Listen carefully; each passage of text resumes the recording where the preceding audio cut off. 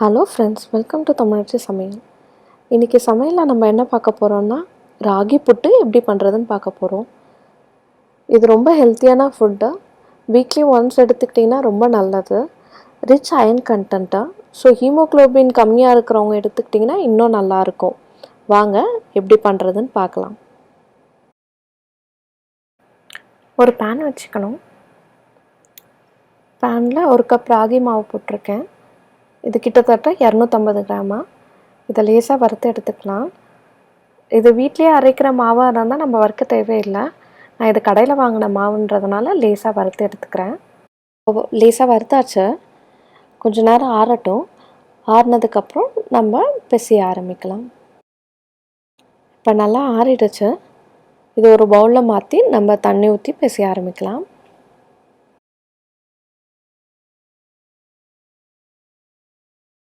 ஒரு பவுலில் மாற்றியாச்சு. இப்போது இதுக்கு தேவையான அளவு உப்பு போட்டுக்கலாம்.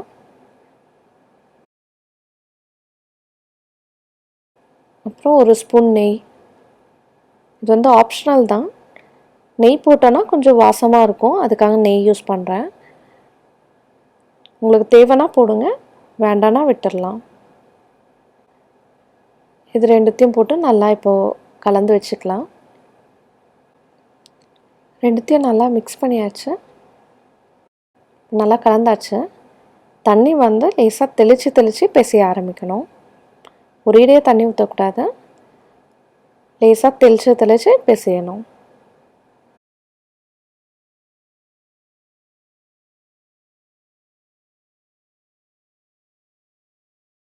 லேசாக தண்ணி ஊற்றி பிசைஞ்சாச்சு.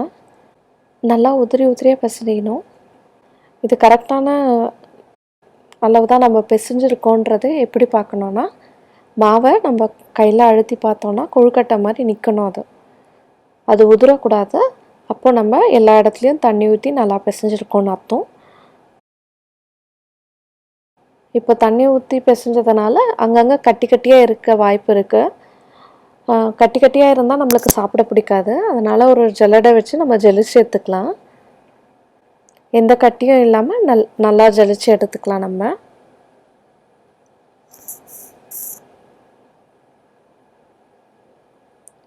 பாருங்கள், கட்டி நிற்குது. இதை வந்து கையால் நல்லா தேய்ச்சி விட்டோன்னா இதையும் நம்ம யூஸ் பண்ணிக்கலாம்.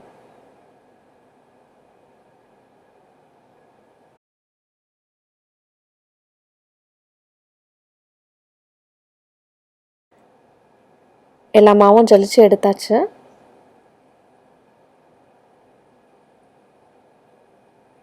இப்போது இட்லி பாத்திரம் வந்து சூடு பண்ண வச்சுருக்கேன். நான் தண்ணி ஊற்றி இட்லி தட்டில் ஒரு இட்லி துணியை போட்டு நம்ம மாவு அதில் வைக்க வேண்டியது தான்.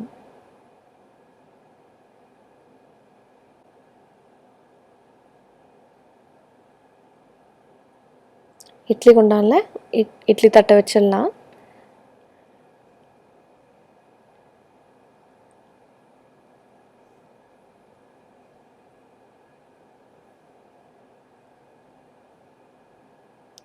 இது வந்து ஒரு 15 நிமிஷத்துலேருந்து 20 நிமிஷம் ஆகும் வேகிறதுக்கு.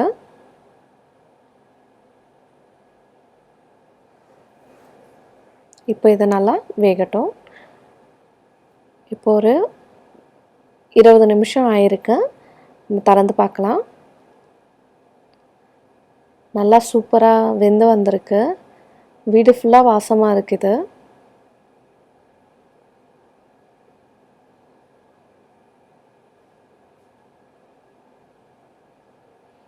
இது நம்ம ஒரு பவுலில் மாற்றிக்கலாம். இப்போது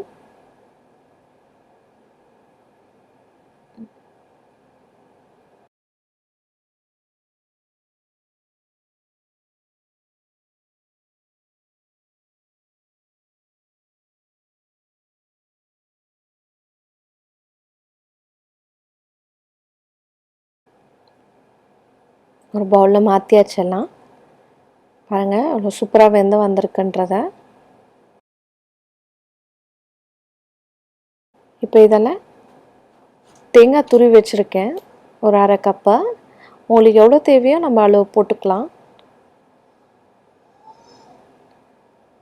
இந்த சர்க்கரை போடுறேன் நான். உங்களுக்கு வெல்லம் வேணும்னாலும் வெல்லத்தை சேர்த்துக்கலாம். ரெண்டுத்தையும் போட்டு நல்லா மிக்ஸ் பண்ணிக்கலாம் நம்ம. நல்லா கலந்தாச்சு இப்போது. அவ்வளோதான். பாருங்கள் எவ்வளோ ஈஸியாக ரெடி ஆகிடுச்சுன்றத. இது உங்கள் வீட்லேயும் நீங்கள் ட்ரை பண்ணி பாருங்கள். ட்ரை பண்ணி பார்த்துட்டு எப்படி இருக்குன்னு சொல்லிட்டு எனக்கு கமெண்ட் பண்ணுங்கள், லைக் பண்ணுங்கள் அண்ட் ஷேர் பண்ணுங்கள். மறக்காமல் சப்ஸ்கிரைப் பண்ணுங்கள். தேங்க்ஸ்.